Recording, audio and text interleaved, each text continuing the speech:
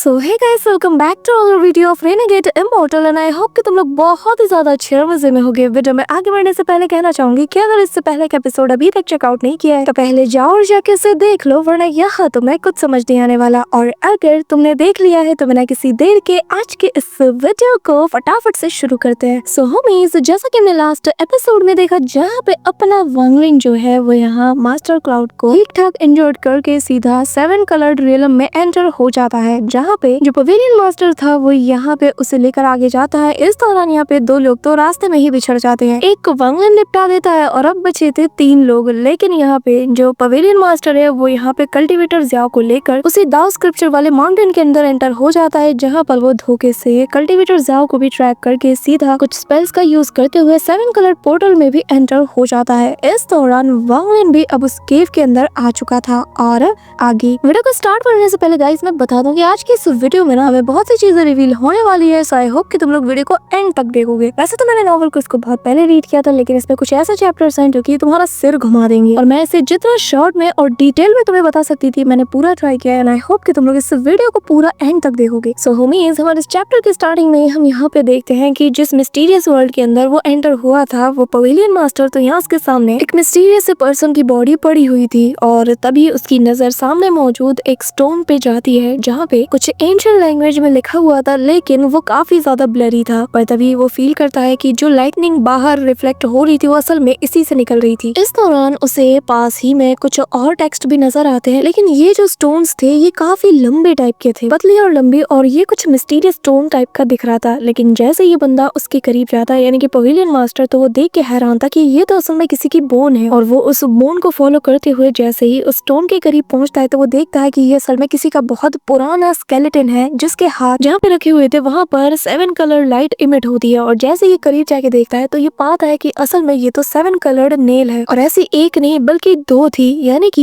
ये जो मिस्टीरियस सा स्केलेटन था उसके दोनों हाथ स्टोन के ऊपर थे और ऐसा लग रहा था मानो कि इसी कलरफुल नेल के जरिए से किसी ने यहाँ पर इसे हमेशा हमेशा के लिए कैद करके रखा है। कि तभी वो उसके थोड़े और करीब जाता है। अब यहाँ पे जो पवेलियन मास्टर है उसे सब कुछ ऑलरेडी पता था कि आगे क्या क्या होगा, तो वो बहुत ही केयरफुली इसे ऑब्जर्व करते हुए आगे बढ़ रहा था। इसी दौरान वो अपना हाथ सीधा एक व्हाइट कलर के बॉटल की तरफ बढ़ाता है जो कि एक जेड बॉटल था और इसकी आंखों में ना ऐसे लालच नजर आ रहा था। लेकिन आसपास लगे फॉर्मेशन को ब्रेक करने के लिए ये अपनी स्वॉर्ड्स को भी बाहर निकालता है, जिनकी तादाद 5 थी, और इनका एक हाथ से वो यूज करता है और दूसरे हाथ से उस बॉटल को थामने लगता है। और यहाँ आने से पहले उसने ऑलरेडी बहुत से ओरिजिन सोल्स को अपने आसपास फैला दिया था, क्योंकि वो जानता है कि लाइफ स्पैन को ये जो बॉटल है ये अब्सॉर्ब करने लगता है। और बिल्कुल ऐसा ही होता है। हम देखते हैं कि व्हाइट कलर का फॉग आसपास से निकल रहा था और पवेलियन मास्टर हंसते हुए कहने लगता है कि मुझे नहीं चाहिए कोई दाव स्क्रिप्चर या एनलाइटमेंट, मुझे तो बस ये चीज मिल जाए, मैं इसी से खुश हूँ। जिसके बाद वो इसे थामते साथ ही यहाँ से 9-2-11 होने लगता है और कहने लगता है कि कल्टीवेटर जाओ, मैं जानता हूँ कि आप यहीं पे हैं। इसी के साथ ये मन में रिग्रेट भी करता है कि आखिर ये इसे यहाँ पे क्यों लाया, क्योंकि ये काफी ज्यादा मिस्टीरियस है, आखिर वो उस जगह से निकल कैसे सकती है। अब यहाँ पे पवेलियन मास्टर तेजी से एस्केप करने को जाता है, लेकिन यहाँ पर हम देखते हैं कि कल्टीवेटर ज़्याओ के 3 फॉर्म उसे नजर आते हैं। पहली यंग थी, दूसरा मिडिल एज्ड वुमन और तीसरा थी ओल्ड वुमन। अब यहाँ पे इनके तीनों फॉर्म को देखकर वो समझ जाता है कि इसका जो कल्टीवेशन मेथड है ये बहुत ही ज्यादा मिस्टीरियस है और इसके सक्सेस रेट भी बहुत ज्यादा कम है, और इसने अपनी 3 जनरेशन को इसमें लगा दिया है। अब यहाँ पे हम देखते हैं कि ये उस पोर्टल से बाहर निकलते साथ ही अब यहाँ से बाहर जाने की कोशिश कर रहा था, लेकिन यहाँ पे वो जो तीनों लड़कियां थी वो इसे चेस करना शुरू कर देती है। इस दौरान दोनों आपस में घमासान युद्ध करती है, जिस दौरान कल्टीवेटर ज़ाओ का जो मिडिल एज्ड फॉर्म था जो कि पॉइजन में भी काफी ज्यादा माहिर था, इस दौरान वो एक अटैक करती है, जिसके चलते यहाँ पे पवेलियन मास्टर थोड़ा सा इंजर्ड होता है और उसकी बॉडी में पॉइजन भी फैलने लगता है। लेकिन इस दौरान हम वांगलिन को देखते हैं जो कि काफी दूरी पर इन दोनों को लड़ते हुए देख रहा था। और अगर तुम ये सोच रहे हो कि आखिर वांगलिन यहाँ तक कैसे पहुंचा, तो भाई वांगलिन बहुत चालाक है। वो यहाँ पर कल्टीवेटर ज़ियाओ को ही फॉलो करते हुए आया है और अपनी ऑरा छुपाने में तो वांगलिन से ज्यादा माहिर कोई नहीं है, ये तुम भी जानते हो। यहाँ पे हम देखते हैं कि वो जो क्रैक था जिसके जरिए से ये लोग इस रियलम से बाहर आ सकते हैं, धीरे धीरे ये भी श्रिंक हो रहा था। ये तीनों जो फिगर्स थे ये अभी भी इससे फाइट करने में बिजी थे। इस दौरान हम देखते हैं कि पवेलियन मास्टर क्रैक के काफी ज्यादा करीब पहुंचता है, लेकिन तभी वांगलिन अपने दोनों तालिस्मान को अपने पास लगा लेता है, जिससे इसकी स्पीड ऐसे बूस्ट होती है कि रॉकेट की स्पीड से ये आता है। और इसके हाथ की सफाई का तो तुम्हें मैं क्या ही बताऊं, ऐसे पलक झपकते ही बॉटल लेके गायब हो जाता है। और एनिमेशन में ये चीज दिखने में ना और मजा आएगा। यहाँ पे हम देखते हैं कि दोनों कल्टीवेटर्स के मुंह ऐसे खुले के खुले रह जाते हैं। अब यहाँ पे ये लोग वांगलिन का पीछा करना शुरू कर देते हैं। इस दौरान दोनों ही वांगलिन की तरफ अटैक करते हैं, जिनमें से वो लेडी एक रिस्ट्रिक्शन अटैक करती है जो कि ब्लैक कलर की लाइटनिंग की तरह था। वही दूसरी तरफ ये बंदा एक बीट का एक्सप्लोड करा के अटैक करता है जिसके अंदर से जो लाइट निकलती है वो 7 कलर की थी, जिसे देखकर वांग लिन के दिमाग में सबसे पहला थॉट ऑल सीर का आता है और वो इसी पवेलियन मास्टर की तरफ देखने लगता है और मन में कहता है कि हो ना हो इनका कोई ना कोई तो आपस में कनेक्शन जरूर होगा। पर उसका शक यकीन में तब बदलता है जब ये जो लाइटनिंग थी आपस में फ्यूज होकर एक जायंट से फिंगर का शेप ले लेती है, बिल्कुल उसी अटैक की तरह जो कि वांग लिन के ऊपर ऑल सीर ने किया था। अब ये दोनों अटैक काफी करीब आ चुके थे। वांग लिन जानता था कि डॉज करना तो पॉसिबल नहीं, तो वो यहाँ पर अपने एंशिएंट गॉड फॉर्म को पूरी तरीके से रिवील करते हुए सबसे पहले फिस्ट अटैक करता है और फिर अपने ट्राइडेंट को भी वो चला के मारता है। और यहाँ पे ये जो ट्राइडेंट था ना, ये उस फीमेल कल्टीवेटर के अटैक को ना सेकंड्स में डिवोर कर जाता है, जो देख के वांग लिन खुद भी हैरान था। और उसका ये जो ट्राइडेंट था इसकी पावर जैसे थोड़ी और बढ़ जाती है। वांग लिन मिस्टीरियस तरीके से उसी कल्टीवेटर ज़ियाओ की तरफ देखता है और वांग लिन समझ चुका था कि इसके अटैक में कोई एंशिएंट ऑरा जरूर रही होगी, तभी मेरे ट्राइडेंट ने इसे अब्सॉर्ब कर लिया। और जो फिस्ट अटैक था वो अब सीधा जाकर उस फिंगर अटैक से टकराता है। इस दौरान चलते चलते ये लोग उसी रिस्ट्रिक्शन वाले एरिया में पहुंच जाते हैं जहाँ पर वांग लिन ने छेड़छाड़ किया था। और ये जो रिस्ट्रिक्शंस थे ये इसी लेडी के थे और जैसे ही इस रिस्ट्रिक्शन को लेडी देखती है तो वो स्माइल करती है क्योंकि उसका प्लान था वांग लिन को ट्रैप कर लेगी। पर वांग लिन तो ऑलरेडी उसके रिस्ट्रिक्शंस के साथ छेड़छाड़ कर चुका था, प्लस वांग लिन को अनाइलेशन रिस्ट्रिक्शन का इनहेरिटेंस हासिल है। और ये जो लड़की ने रिस्ट्रिक्शन लगाया था ये 18 प्लम रिस्ट्रिक्शन से काफी ज्यादा सिमिलर था, तो वांग लिन ने इजीली इसके साथ छेड़छाड़ कर दिया था और अब उसका अटैक उसी पे उल्टा पड़ चुका था। यहाँ पे ये लड़की अपने ही बनाए गए रिस्ट्रिक्शन में बुरी तरीके से ट्रैप हो जाती है। ये देखते साथ ही पवेलियन मास्टर भी वांग लिन की तरफ तेजी से चार्ज करता है और यहाँ पर वो अपने पास से एक हाफ स्वॉर्ड को बाहर निकालता है और चला के वांग लिन की तरफ दे मारता है। यहाँ पर वो मन में कहने लगता है कि मेरा ये कोई आर्म प्रेशर नहीं है, इसके जरिए से मैं तुम्हें मार दूंगा और अगर मैं मार नहीं पाया तो मैं इसे एक्सप्लोड करवा के तुम्हें इंजर्ड तो जरूर कर दूंगा। यहाँ पे ये बंदा इसलिए इतना ज्यादा कॉन्फिडेंट था क्योंकि ये एक सूडो निवाना वॉइड ट्रेजर था। वांग लिन यहाँ से जो कि बढ़ रहा था आगे, वो इमीडिएटली अपने उसी ट्राइडेंट को चला के उसकी तरफ मारता है। पर सरप्राइजिंगली जैसे ही उस ब्लैक लाइटनिंग को इन लोगों ने ऑब्जर्व किया था तो यहाँ इस ट्राइडेंट के अंदर की जो पावर थी वो अवेकन हो जाती है और यहाँ पर हमारे सामने 3 ब्लैक ड्रैगन्स मौजूद थे जो कि ऑन द स्पॉट ही सीधा स्वॉर्ड को 3 डायरेक्शन से पकड़ती है और यहाँ पे तीनों ही बराबर अमाउंट में आपस में बांट लेते हैं। यहाँ पे 3 पीसेस, वो भी एक सूडो निर्वाणा वॉइड ट्रेजर के। ये देखते साथ ही वो जो पवेलियन मास्टर था उसका दिल ऐसे चूर चूर हो रहा था, लेकिन इसे डिवोर करते साथ ही इन बीस्ट की बॉडी भी बहुत बुरी तरीके से ट्रेम्बल कर रही थी। अब ये देखकर जो पवेलियन मास्टर था इसका दिमाग सटक चुका था। वो यहाँ पे निकालता है अपने सारे ट्रेजर्स और सभी को एक साथ झोंक देता है। सबसे पहले वो 3 बीट्स का यहाँ पे यूज करता है। 3 ट्रेजर बाहर आते हैं जिनमें से जो सबसे खतरनाक था वो था काफी पुराना एक जायंट सा कंपास और वांग लिन इसी को सबसे पहले अपने टारगेट में लेता है। साथ ही वो अपने पास से एक सोल फ्रेगमेंट को भी बाहर निकालता है और यहाँ पे अपने एक स्पेल का भी यूज करता है जिसके चलते आसमान का कलर और ज्यादा इंटेंस होने लगता है। काफी सारे स्वॉर्ड्स भी वांग लिन की तरफ चार्ज कर रहे थे और यहाँ पे बेसिकली उसने 4-5 अटैक को आपस में यूज कर लिया था। वांग लिन यहाँ पे सारे अटैक्स को छोड़ के सबसे पहले यूज करता है अपने उसी फ्रेगमेंट को और फिर समन द रेन और फिर यहाँ ट्राइडेंट और फिर कॉल द विंड। अब फ्रेगमेंट का यूज वांग लिन ने इसलिए किया था क्योंकि ये जो बार बार 7 कलर की लाइटनिंग के अटैक उसे दिख रहे हैं, वांग लिन को जानना था कि ऑल सीर से इसका क्या कनेक्शन है। और होता भी यही, जब यहाँ पे सबसे लास्ट लेयर से ऑल सीर का जो सोल था वो बाहर आता है ना, तो आते साथ ही उसकी आंखें ऐसे धुंधली सी पड़ जाती हैं और उनकी जो दाढ़ी थी उसे पकड़ते हुए वो एक टक आसमान की तरफ देखे जा रहा था, जैसे मानो कि वांग लिन के कमांड उसके कानों तक पहुंच ही नहीं रहे थे। रही बात ट्राइडेंट की, तो यहाँ पर जो लाइटनिंग अटैक सीधा उसकी तरफ किया गया था, तो जैसा कि तुम्हें पता है कि ये जो ट्राइडेंट है ये अटैक को ना उसकी पावर देखता है ना लेवल, बस इसका काम है उसे डिवोर कर जाना। तो वो इसमें लग जाता है और खुद को थोड़ा रिकवर करने के साथ ही ये वापस से वांग लिन की कमांड पे आगे बढ़ता है और अब इसका टारगेट था वो कंपास। इस दौरान यहाँ पे वो जो पवेलियन मास्टर था वो मनी मन रिग्रेट कर रहा था कि क्यों वो वांग लिन को यहाँ पे लाया और अब वो मनी मन कहता है कि लगता है कि मुझे सील्ड रियलम की उन 7 स्पिरिट्स को यूज करना ही पड़ेगा और फिर तभी वो उन्हें यूज कर लेता है, जिनके जरिए से वो यहाँ पर काफी सारे लाइटनिंग को क्रिएट करता है और ये आपस में फ्यूज होकर वांग लिन की तरफ उसे थ्रो करता है, जो देखकर वांग लिन भी एंशिएंट गॉड का पाम अटैक आगे करता है। लेकिन पवेलियन मास्टर का जो लाइटनिंग अटैक था ये काफी ज्यादा स्ट्रॉन्ग था और इसी के चलते वांग लिन से जाके जब ये टकराती है तो वांग लिन बहुत बुरी तरीके से इंजर्ड था, इवन कि वांग लिन के मुंह से खून तक निकलने लगता है कि तभी वांग लिन भी गॉड स्लेइंग वॉर कैरियट को निकालता है, यानी कि उसी बटरफ्लाई को, और इसी की तरफ वो तेजी से इसे बढ़ा देता है। लेकिन तब तक हम देखते हैं कि वांग लिन की तरफ एक 7 कलर्ड नेल जो है वो फुल स्पीड के साथ बढ़ रहा था। ये देखते साथ ही वांग लिन उसी ब्रोकन स्वॉर्ड को भी बाहर निकालता है, लेकिन इसके अटैक को भी वो पूरी तरीके से तोड़ते हुए सीधा वांग लिन से लगता है और यहाँ हम देखते हैं कि उस बटरफ्लाई के अटैक के चलते इस बंदे की जो बॉडी बॉडी थी जो कि ऑलरेडी बहुत बुरी तरीके से डैमेज थी उस पॉइजन के चलते, तो यहाँ पर उसकी बॉडी यहाँ पे बुरी तरीके से शैटर्ड हो चुकी थी। लेकिन बंदा अपने सोल फॉर्म को लेकर यहाँ से जा रहा था और वहाँ इनको देखकर मन ही मन कोसता है और कहने लगता है कि एक बार मैं रिकवर कर जाऊं फिर मैं इससे बदला लूंगा। हम देखते हैं कि वो नेल इतना ज्यादा टेरिफाइंग था कि वांगलिन के उस जगह से काफी अमाउंट में खून निकलता था। सोचो, जबकि वो एंशिएंट गॉड फॉर्म में था। अब यहाँ ट्राइडेंट भी उस कंपास को पूरी तरीके से निपटा नहीं पाया था, बस उसने इसकी स्पीड को स्लो कर पाया था और अब वांगलिन के पास ये वापस आ गया था। यहाँ पे पवेलियन मास्टर को भागता हुआ देखकर वांगलिन भी सोचता है कि क्यों ना मैं पहले खुद को रिकवर करूं। लेकिन यहाँ पे ये कंपास को जब वो देखता है तो वो समझ चुका था कि नहीं, जहाँ भी मैं जाऊँ ये मुझे फॉलो करता रहेगा, तो पहले इसे खत्म करना ही होगा। तो अब यहाँ वांगलिन थंडर ओरिजिन एनर्जी और फायर ओरिजिन एनर्जी दोनों को कंबाइनली यूज करता है और यहाँ पर जो कड़ाकेदार बिजली और फ्लेम पावर आपस में फ्यूज होकर कंपास से टकराती है तो कंपास एक आसमान को चीर देने वाली आवाज के साथ एक्सप्लोड कर जाता है। वांगलिन यहाँ पे काफी ज्यादा वीक हो चुका था, लेकिन तभी वो खुद के लिए एक ठीक ठाक सी जगह को ढूंढ लेता है। इस दौरान ये जो आवाज थी ना और ये जो बिजलियां थी जो कि आसमान में गरज रही थी, जिन्हें कि वांगलिन ने यहाँ पे समन किया था, ये इस पूरे जगह पे अगले 1-2 मिनट तक गूंजती रहती है और जिसके कानों में जाती है सभी हैरान हो जाते हैं। और पवेलियन मास्टर तो उसका तो चेहरा देखने लायक था। यहाँ पे हम देखते हैं कि 4 दिन बीत चुके थे और जब वांगलिन होश में आता है तो यहाँ पर उसके सामने वही सिल्वर कॉर्प्स लेडी और शिलुगी दोनों यहाँ पर उसे गार्ड करते हुए नजर आते हैं। लेकिन यहाँ पे सिल्वर कॉर्प्स वाली लेडी ने वांगलिन के आसपास एक प्रोटेक्टिव रिस्ट्रिक्शंस को लगा दिया था, जो देखकर वांगलिन काफी ज्यादा सरप्राइज था।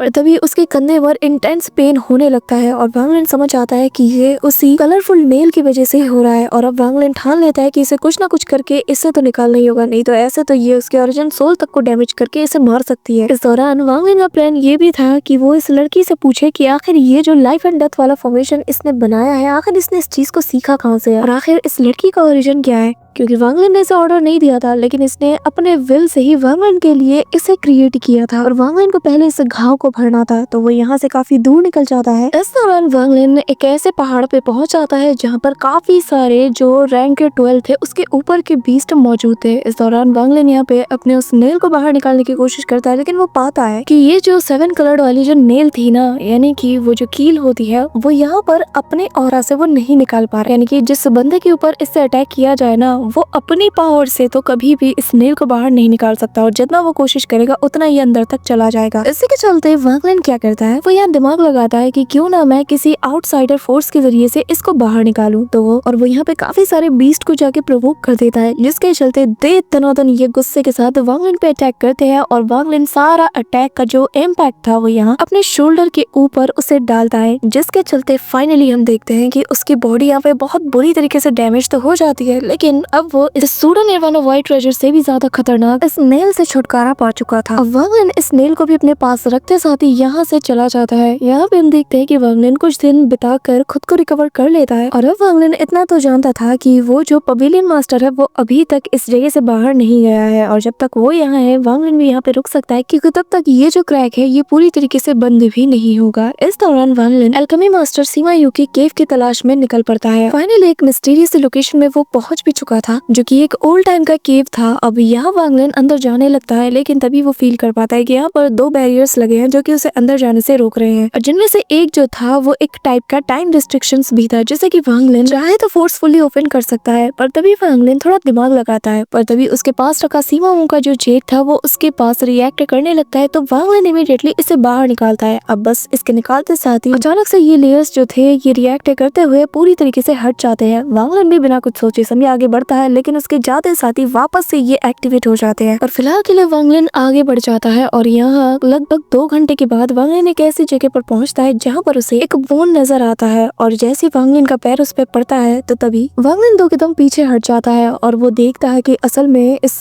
स्केलेटन के पीछे एक जायंट सा रॉक था, जिसके पीछे एक केव भी मौजूद था। और ऐसे ही जब वो आसपास देखता है तो वांगलिन को यहाँ 8 और केव नजर आते हैं। वांगलिन यहाँ पे समझ आता है कि ये जो स्केलेटन है ये जिस भी बंदे का है वो आज से करीब हजारों साल पहले का है। अब यहाँ उसके हाथ में एक जेड भी था। वांगलिन इसे चेक करता है तो यहाँ उसकी लॉस्ट मेमोरीज हमें नजर आती है, जहाँ पे वांगलिन उस बंदे के रूप में खुद को वहाँ देखता है और ये काफी ज्यादा रिग्रेट करते हुए कहने लगता है कि काश हम यहाँ पर कभी आते ही ना, काश हमें ये क्रैक कभी मिलता ही ना। हालांकि ये हमारे लिए बहुत बड़ी अपॉर्चुनिटी थी, लेकिन हम इस मौके को भुना नहीं पाए। और अगर बाहर के लोगों में इस बात का पता चल गया कि यहाँ पर एक ऐसी जगह मौजूद है जो कि खूबसूरत होने के साथ साथ इतनी ज्यादा मिस्टीरियस है और इसकी असली ताकत का अगर इन्हें पता चल गया तो फिर जो 4 स्टार सिस्टम है इन्हें तबाह होते हुए बिल्कुल भी देर नहीं लगेगी। लेकिन हमसे एक बहुत बड़ी गलती हो गई और अब अगर मैं सोचता हूँ तो मुझे लगता है कि हमें यहाँ पर कभी आना ही नहीं चाहिए था। काश मैं अपने मास्टर की बात ना मानता और यहाँ ना आता। लेकिन हमारी वो गलती इतनी ज्यादा बड़ी थी कि हमारे मास्टर ने यहाँ से हमें धिक्कारते हुए निकाल दिया और मुझे अपनी गलती को सुधारना था। इसलिए मैं कुछ और लोगों को कन्विंस करता हूँ और फिर कुछ साल बाद वापस भी आता हूँ। लेकिन जब मैं आया तो मैंने देखा कि मेरे बहुत से सेक्ट के लोग पहले ही यहाँ पे मारे जा चुके हैं। वो एक ऐसी भटकता हुआ सोल बन चुके हैं जो कि दूसरों के डर को खाकर जिंदा रहते हैं। The last one. ऐसे ही हम देखते हैं कि फिर वो 3 साल 4 साल और ऐसे ही करते करते 11 साल के बाद की वो सारी मेमोरीज भी वांग लिन देखता है, जहाँ पे फाइनली ये लोग इसी जगह पर पहुंच जाते हैं और इनका मकसद यही था कि किसी को भी इसके बारे में, इस जगह के बारे में पता ना चले और ये हमेशा हमेशा के लिए इस जगह को प्रोटेक्ट करे। और तब जाके वांग लिन को पता चलता है कि ये जिसकी मेमोरीज कब तक देख रहा था वो और कोई नहीं बल्कि वही एल्केमी मास्टर सीमा यून है। साथ ही वांग लिन को यही पता चलता है कि जिस रिस्ट्रिक्शन को वो पार करके आया है, यानी कि वो टाइम रिस्ट्रिक्शन, वो और किसी ने नहीं बल्कि इसी ने ही लगाया था। लेकिन इसको पूरी तरीके से सिक्योर बनाने के लिए उसका जो सीनियर ब्रदर था ना, जो कि अब तक उसका साथ देते हुए आया था, एंड में वो खुद को भी सेक्रीफाइस कर देता है। अब यहाँ वांग लिन अपने डिवाइन सेंस को बाहर लाता है और वो इसकी सारी इन्फॉर्मेशन को अब तक जान चुका था। लेकिन वांग लिन हैरान था कि आखिर इसके आगे होता क्या है। तभी वांग लिन को नीचे कुछ और जेड्स नजर आती है और जब इन्हें चेक करता है तो वांग लिन को पता चलता है कि यहाँ पर जो सीमा यून है उसने लगभग 150 साल बिता दिया था और उसके सेट में से बस वो, उसका 16 ब्रदर और इनका एक अंकल था जो कि 4th अंकल है। इतने सारे लोगों में अब तक बस यही लोग सरवाइव कर पाए थे, पर तभी आगे चल के उसका अंकल भी इनसे जुदा हो जाता है और वो भी बाकी लोगों में शामिल हो जाता है। लेकिन तब इसे लगता है कि नहीं, चाहे जो हो जाए, मेरे सेक्ट मेंबर्स मेरी फैमिली है और मैं ऐसे ही किसी को यहाँ पे गायब होने नहीं दे सकता। जिसके बाद वो यहाँ से काफी दूर निकल जाता है। वो काफी ज्यादा डेस्परेट था कि बस कैसे भी करके सभी को बचा लूं और ऐसे ही करते करते 400 साल बीत जाते हैं। और सीमा यून आगे बताता है कि मैंने बहुत ट्राई किया, बहुत कोशिश कर ली, सबको एक जगह पे इकट्ठा भी किया, फिर चाहे वो लॉस्ट वन हो, एनलाइटन वन हो या फिर डिफाइन वन हो, पर फिर भी उसे कोई रास्ता नहीं मिला। लेकिन हाँ, वो यहाँ पर एक मिस्टीरियस टाइप के बीट के बारे में जिक्र करता है। अब यहाँ से कहानी 10 साल और आगे जाती है, जहाँ पे उसे पता चलता है कि ये भी इसी मिस्टीरियस से जो 7 कलर्ड नेल है इससे इंजर्ड हो चुका था और ये जो बीट था इसके बारे में इसने पता लगाया था कि ये डिफाइन की पावर को पोजेस करता है, जिसके चलते वो इसे डिफाइन बीट कहने लगा। लेकिन वो जो नेल था जो कि इसकी बॉडी में इंजर्ड हो चुका था, इसके चलते ये मौत के बहुत ज्यादा करीब पहुंच गया। तो वो उसके पास जो भी चीजें थी वो यहाँ पर अपने बचे हुए भाई को दे देता है और कहने लगता है कि बेहतर यही होगा कि तुम यहाँ से जितना दूर हो सके उतना दूर चले जाओ और हाँ, अगर वापस आना ही है तो 10 से 12 साल बाद आना। इसी के साथ वो इस जेड में अपना आखिरी मैसेज छोड़ देता है और कहने लगता है कि मैंने बहुत कोशिश की लेकिन मैं नाकाम रहा और अब मुझे ऐसा लग रहा है कि जैसे कोई मुझे यहाँ पे कंट्रोल करने वाला है। मैं चाहता हूँ कि मैं उसकी चंगुल से आजाद हो जाऊं, लेकिन मेरे पास कोई रास्ता नहीं और मेरे हाथों में ये जो बीड है मुझे ऐसे और भी नजर आए और सभी का शेप और जो ताकत थी वो बिल्कुल इक्वल थी। मैं नहीं जानता कि आखिर मैं क्या सोच रहा हूँ, आखिर मैं क्या करने जा रहा हूँ। बस मुझे इतना पता है कि मैं बहुत जल्दी अपनी कॉन्शियसनेस को खो दूंगा। लेकिन मैंने इस दौरान एक रास्ते को भी ढूंढ निकाला है जिसके जरिए से शायद मैं जिंदा बच सकता हूँ, शायद मुझे मेरी जिंदगी वापस मिल सकती है। लेकिन इसमें बहुत खतरा है। मैं नहीं जानता कि मेरा ये मैसेज कौन देखेगा, लेकिन जो भी इसे रीड करेगा मैं बताना चाहता हूँ कि प्लीज हमारे सेक्ट को बचा लेना, क्योंकि मैंने उस पर्सन को देखा जिसने खुद को सॉवरीन बताया और वो दिखने में बहुत ज्यादा खतरनाक था। कपड़े उसके काले थे लेकिन उसकी ऑरा ही बता रही थी कि वो यहाँ से बिलोंग नहीं करता और मुझे ऐसा लग रहा है कि ये जो बीड्स मेरे हाथों में है ये असल में उसी ने ही बनाया है। यहाँ पे हम वांग लिन को देखते हैं जहाँ पर उसका रिएक्शन एकदम चेंज हो जाता है, क्योंकि सेलेस्टियल एम्परर किंग लिन से ही उसे पता चला था कि आखिर वो सॉवरीन कौन है। असल में चोजन इमॉर्टल क्लैन की जो होली एंसेस्टर है, जो कि किंग लिन की वाइफ भी है, उसी के फादर को सॉवरीन कहा जाता है और वो जो आउटर रियलम है यानी कि सील्ड रियलम के बाहर वाली जो जगह है वहाँ से ये बिलोंग करता है। इस दौरान वो आगे बताता है कि ये जो पर्सन था ना, इसका जो फोरहेड था ये काफी ज्यादा मिस्टीरियस था। ऐसा लग रहा था मानो कि उसके फोरहेड पर बना वो जो मिस्टीरियस सा ब्लैक कलर का मून था वो हर चीज को कंट्रोल कर रहा हो। इस दौरान वांग लिन को एक और बात रिकॉल होती है जब वो मून गेजर सर्पेंट से फाइट कर रहा था और उसी 8 स्टार एंशिएंट गॉड की बॉडी को लेने के लिए जब वो उसके अंदर गया था तो तब वो वांग लिन को एक मिस्टीरियस से ओल्ड मैन ने अटैक करने की कोशिश की, उसे हंट करने की कोशिश की और जो वांग लिन का हेवन डिफाइन बीट था और 8 स्टार एंशिएंट गॉड था, इन दोनों ने मिलकर वांग लिन और किंग शुई और सभी की जान बचाई थी। लेकिन जब वांग लिन का हेवन डिफाइन बीट यहाँ पे एक्टिवेट हुआ था ना, तो यहाँ पर ये जो मिस्टीरियस सा बंदा था जो कि वांग लिन को अपने हाथों से ट्रैप करने के लिए आया था, उसने भी वांग लिन को हेवन डिफाइन बीट के साथ जब वो देखता है तो वो उसे एक सोवरीन समझ लेता है। और तभी वांग लिन सोचता है कि जब वो ओल्ड मैन वहाँ पे अपीयर हुआ था तब भी वहाँ पे 7 कलर की लाइटनिंग से एक बहुत बड़ा सा क्रैक ओपन हुआ था और यहाँ इस जगह को ही 7 कलर्ड रियलम कहा जाता है। तो वांग लिन यहाँ पर जो थर्ड कड़ी है यानी कि ऑलसीर उसे कनेक्ट करता है। तो वांग लिन समझ चुका था कि ऑलसीर का कोई ना कोई तगड़ा वाला कनेक्शन तो जरूर है। ऊपर से यहाँ पर जब वो इस जेड के मैसेजेस को रीड कर रहा था तो यहाँ पर सीमा युन ने भी मेंशन किया था कि जब वो इस बंदे से मिला यानी कि सोवरीन से मिला तो उसने इसे कंट्रोल करना चाहा, और ऐसा कंट्रोल कि वो खुद बयां करता है कि मेरा मन कर रहा था कि मैं यहाँ पर हर एक चीज को पूरी तरीके से खत्म कर दूं। एक डिस्ट्रक्शन उसके अंदर फैलने लगा था। इस दौरान वांग लिन अब सीधा इसकी बॉडी को स्कैन करने लगता है, पर तभी उसे सेलेस्टियल लॉर्ड किंग शुई की वो इंसिडेंट भी याद आती है जब वो पूरी तरीके से पागल बन चुका था। और ऐसा इसके साथ एक बार नहीं 2 बार हुआ था। दूसरी बार इसके साथ हुआ था जब वो अलायंस के अंदर गया था, और जो होली एम्परर थे वर्मिलियन वर्ड सेक्ट के, उन्होंने भी मेंशन किया था कि अलायंस के अंदर कुछ ऐसा है जो कि काफी ज्यादा मिस्टीरियस है, और इस बारे में उन्होंने डिवाइन सेक्ट के अंदर वांग लिन के जरिए से एक जेड के थ्रू पैगाम भी पहुंचाया था। यहाँ पर हम फिलहाल के लिए वांग लिन को देखते हैं जहाँ पर वो काफी ज्यादा सीरियस था, और अब फिलहाल वो डिसाइड करता है कि वो आगे जाएगा और मामले की तह तक पहुंचेगा, क्योंकि वांग लिन के पास जो जेड बॉटल था उसके अंदर एक ब्लैक कलर का लिक्विड था। सेम चीज रेन सेलेस्टियल रियलम में जो यहाँ पे अज़ोर ड्रैगन एम्परर को निकालने जब ये गए थे तो तब ऑलसीर आकर उसी ब्लैक कलर के लिक्विड को अपने साथ ले जाता है। तो कहीं ना कहीं वांग लिन के अंदर काफी सारे सवाल चल रहे थे। इस दौरान वो एक गुफा के अंदर पहुंच जाता है जहाँ पे उसे वही बीड्स मिलते हैं, और वांग लिन दंग रह चुका था कि यार ये तो बिल्कुल टिट्टो हेवन डिवाइन बीट की कॉपी है, और ये सभी अलग अलग टाइप के स्पेल्स थे। और साथ ही वांग लिन इन्हें टच करते ही समझ आता है कि कहीं ना कहीं ये हेवन डिवाइन बीट से लिंक्ड थे। और वांग लिन जब इस पर अपना इम्प्रिंट डालने की कोशिश करता है तो वो बहुत इजीली ये कर पा रहा था, तो जिससे वांग लिन को अंदाजा हो जाता है कि ये हेवन डिवाइन बीट की कॉपी है, लेकिन वो नहीं। पर जिसने भी इसे बनाया हुआ होगा वो या तो हेवन डिवाइन बीट का प्रीवियस ओनर रहा होगा, या कभी ना कभी उसने इसे लिया जरूर होगा और इसे अच्छे से जानता होगा, या फिर ऐसा भी हो सकता है कि ये हेवन डिवाइन बीट का क्रिएटर हो। वांग लिन कंफ्यूज हो जाता है और फिर कहने लगता है कि आखिर ऐसा कैसे हो सकता है। हेवन डिवाइन बीट के चलते तो चारों सेलेस्टियल रियलम एकदम मार काट पे उतर आए थे, तो आखिर उसका क्रिएटर इतने पावरफुल बीट की कॉपीज को, और वो भी इतनी फेक कॉपीज को, क्यों बनाएगा। अब वांग लिन सोचता है कि नहीं, ये क्रिएटर तो नहीं हो सकता, लेकिन हाँ उससे मिलता जुलता कोई पर्सन होगा। अब वांग लिन ऐसे ही बाकी के दूसरे और तीसरे केव में भी जाता है जहाँ पर वांग लिन को कुछ हर्ब्स और पिल्स मिलते हैं, और ये सभी हाई रैंक के पिल्स थे, और जो कि निर्वाणा शैटर्ड के मिड स्टेज से लेकर जो लेट स्टेज के होते हैं उनके लिए बहुत ज्यादा कारगर होते हैं। और वांग लिन यहाँ पर कुछ मेथड्स का यूज करके इसे अभी यूज करना चाहता था, तो वो इनकी पावर को यहाँ पे सप्रेस करना शुरू कर देता है उस मेथड के जरिए से। अब तभी यहाँ पर आसमान में हलचल भी होने लगती है, जैसे कि दूर से हम देखते हैं कि पवेलियन मास्टर भी फील कर लेता है, जिसकी बॉडी यहाँ पे बहुत बुरी तरीके से डैमेज हो चुकी थी, और वो उसे रिकवर कर रहा था कि तभी वो कहने लगता है कि एक बार मैं यहाँ से ठीक हो जाऊँ, फिर मैं सबसे पहले तुम्हें ही पकड़ूंगा। इस दौरान पलक झपकते स्पेस में क्रैक होता है, और यहाँ इसके सामने उसे 3 फिगर्स नजर आ रहे थे, जिसे देखकर वो भी स्माइल करता है। और ये जो 3 फिगर्स थे ये सभी बहुत ही ज्यादा मिस्टीरियस लग रहे थे, और इन्होंने उसी ब्लैक कलर के कपड़े को पहना हुआ था। और अब कौन है ये 3 लोग और क्या है इनकी मिस्ट्री, ये हमें नेक्स्ट एपिसोड में पता चलेगा। So that's it for today guys. I hope कि तुम सबको आज की वीडियो काफी ज्यादा पसंद आई होगी। अगर हाँ तो वीडियो को लाइक करना, चैनल पे नए हो तो सब्सक्राइब करना। तो मिलते हैं नेक्स्ट वीडियो में, तब तक के लिए बाय।